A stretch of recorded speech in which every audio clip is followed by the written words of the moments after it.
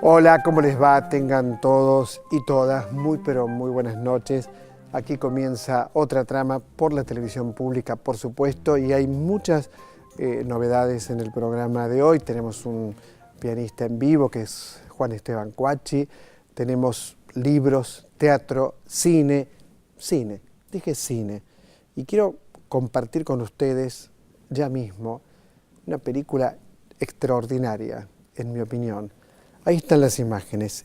Ida es el título del film. Y tiene que ver con, fíjese lo que voy a decir, una monja judía.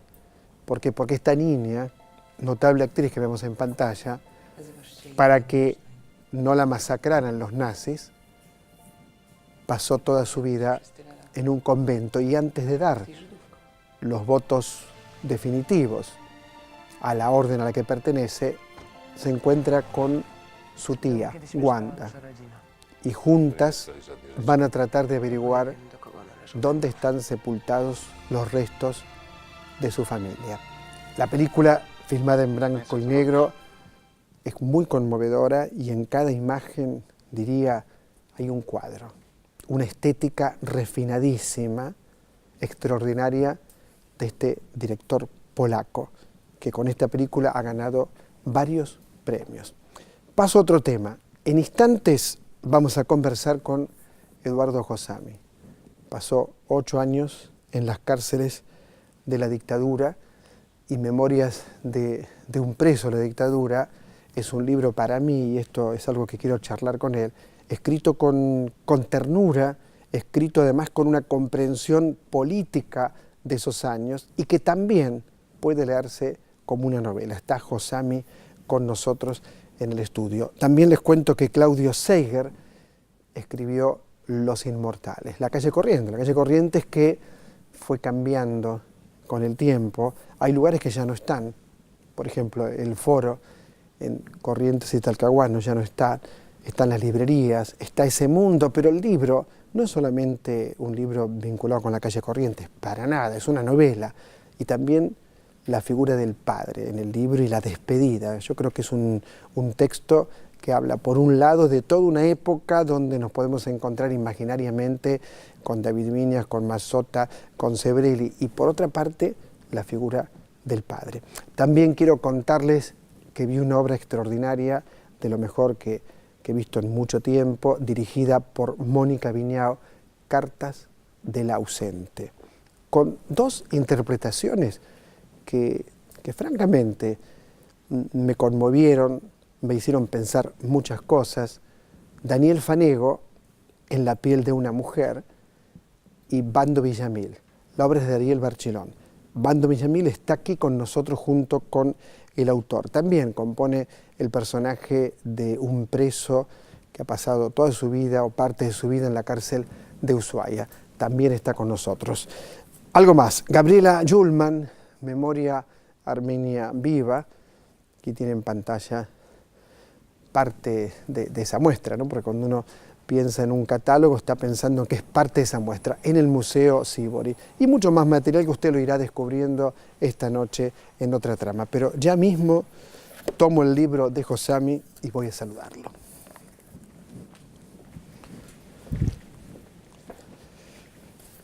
Eduardo, ¿cómo estás? Bien, muy bien. ¿Vos? 2.922 días preso, primero antes de la dictadura, ¿no es cierto? La historia comienza antes del peor periodo, que sería 1976. Contanos. Bueno, son un periodo largo, 8 años, ¿no?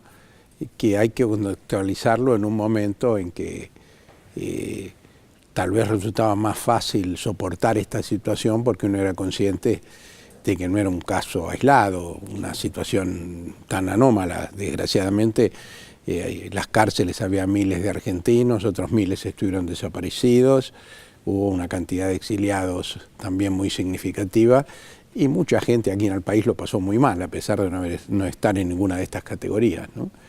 Y eso era algo que también yo pensaba con frecuencia en esos días, ¿no? Es decir, bueno, evidentemente estar 8 años preso es mucho, pero el país todo pasó una situación tremenda. Digamos, dentro de la desgracia, haber ingresado a la cárcel en una época que todavía no era la época de plena dictadura a partir del 76, supongo que habrá sido un beneficio.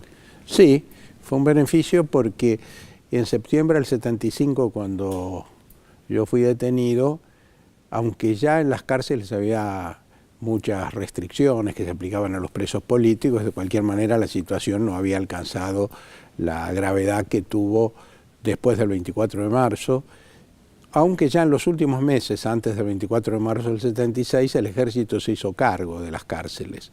No en el sentido de que aparecieran los militares en la relación con nosotros, sino de que todo lo que se hacía en la cárcel, digamos, estaba determinado por los comandos del ejército de cada región, ¿no?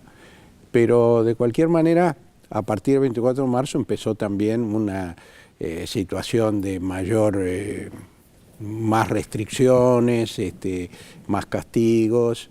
De alguna manera se notó el cambio político también dentro de la cárcel, ¿no?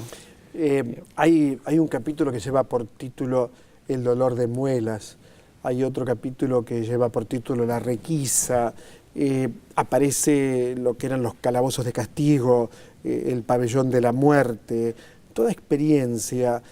Supongo que habrá sido muy, muy terrible, muy, muy dura, pero en el libro se conserva no solamente esa ternura a la que yo me refería recién, sino también una voluntad de sobrevivir, que supongo que es lo que hace que hoy estemos aquí conversando y que dirijas algo tan hermoso como el Centro Cultural Haroldo Conti, en el corazón de lo que fue la ESMA, ¿no es cierto? Contanos.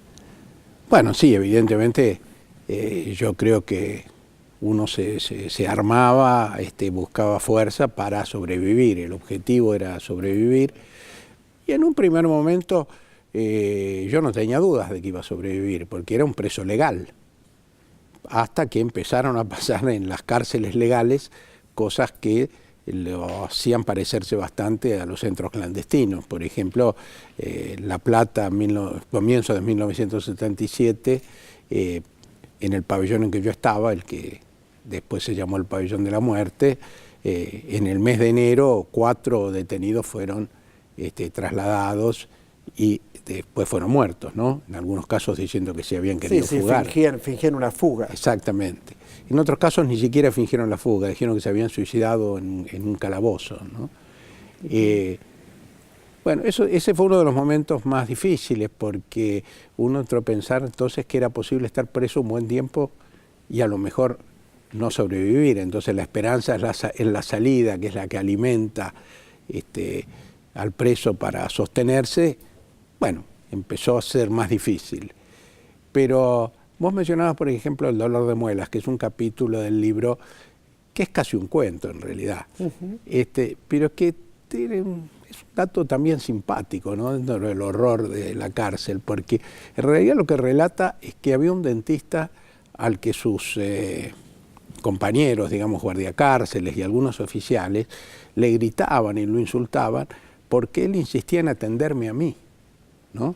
Yo tenía un dolor de muelas severo y él tenía que sacarme la muela y le gritaban, y ya han terminado de una vez que tenemos que jugar al fútbol, ¿no? Entonces, por un lado...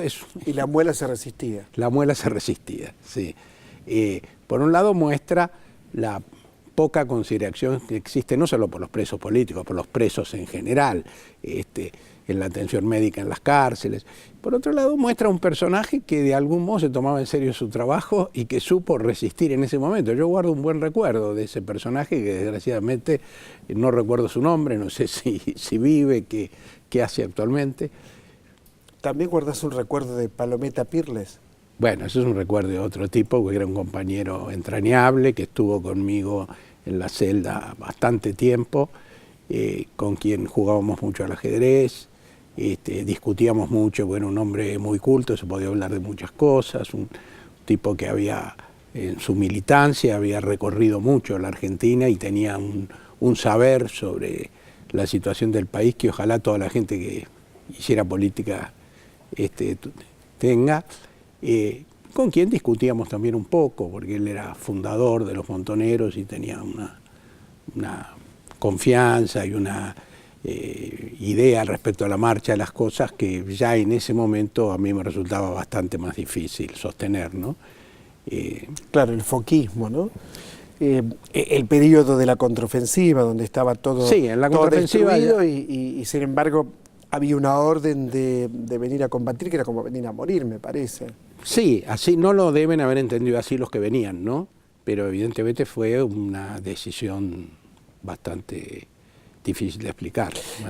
Estando vos preso, tu esposa es detenida es un decir, ojalá hubiera sido detenida, ¿no? Sino chupada, convertida en desaparecida por un tiempo. Efectivamente, fue secuestrada y llevada a la ESMA. Y estuvo más de un año, casi un año y medio en la ESMA hasta que salió libertad. ¿Y cuando ella estaba en la ESMA lograban de alguna manera comunicarse? Sí, porque había a través, ella cuando ya en los últimos meses, no al principio, cuando ya se vio que iba a ser, le iban a permitir salir, hubo una autorización para que se comunicara con su familia y entonces por esa vía indirecta yo tenía noticias de ella, ¿no? Uh-huh. ¿Qué pensás del tono del libro? Porque yo digo, es un tono, vos dijiste el dolor de muelas es como un cuento, ¿no? Y también me acuerdo que llegás a un hospital, creo que para una pequeña intervención, y el médico se enfurece porque no estás esposado, ¿no? Porque serías muy peligroso, rodeado de militares, serías muy peligroso, supongo. ¿Qué pensás del tono del libro, el tono casi literario que tiene el libro? Bueno, es un relato que se escribe muchos años después de que ocurrieron los hechos, es que se ha ido reelaborando, hay una síntesis que tiene que ver con las cosas que que fueron más importantes para uno o que por alguna razón perduraron y he seguido pensando. Entonces es como un relato que se ha ido gestando con un tono que es el tono de la ficción, aunque en realidad es absolutamente cierto todo lo que se dice, es decir, yo no invento nada, pero por ejemplo cuento un sueño que es el sueño de una fuga. Obviamente el relato es un relato de ficción, porque yo me acuerdo que soñé que me iba de la cárcel, pero todo lo demás de alguna manera seguramente ha sido como otras historias. Con el paso de los años uno las adorna un poco para recordarlas, ¿no? Pero tal vez lo que más me han comentado la gente que leyó el libro es que se habla de cosas graves en un tono más tranquilo, más apacible, claro, ¿no? Esto yo creo que tiene que ver con el tiempo transcurrido, tiene que ver con la sensación que yo sentí después de declarar en los juicios. En La Plata. En La Plata, donde de alguna manera cumplí con lo que para mí era la prioridad, para mí, seguramente para muchos de los expresos políticos, que era poder contribuir a que se hiciera justicia y que fueran condenados los asesinos de Pirles y de mucha otra gente ahí en La Plata. Y entonces, cumplida esa etapa, me sentí como más liberado para decir, bueno, también fue una experiencia personal lo de la cárcel. ¿Y ahí en La Plata los viste cara a cara? Sí, eso está relatado en el libro. Sí, lo leí, pero me gustaría tu testimonio. Sí, fue un frente momento curioso, porque además, claro, habían pasado 30 y pico de años, entonces los que eran jóvenes oficiales penitenciarios ahí aparecían como muy viejos, ¿no? Algunos eran irreconocibles, otros mantenían, bueno, eran más fáciles de reconocer, y yo tuve que pasar frente a esa gente que te mandaba al calabozo y te pegaba cada vez que podía, y confieso que sentía alguna satisfacción, no quise regodearme demasiado, ¿no? Y ahora que dirigís el Centro Arnoldo Conti, en el lugar donde hubo tanta muerte, donde me contás que estuvo Lila, ¿cómo vivís esta experiencia de ingresar todos los días a la ex-ESMA? Bueno, en un primer momento lo viví como una reparación personal, ¿no? Es decir, porque iba más allá de lo que podíamos haber soñado en esos tiempos.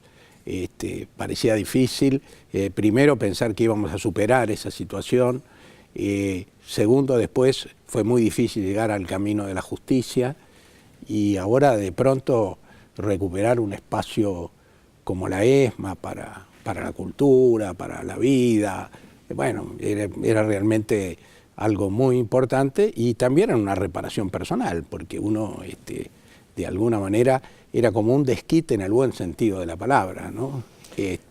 Y ahora siento lo mismo, pero como es un trabajo fascinante, pienso menos en todo lo otro y pienso más en lo que estamos haciendo, ¿no?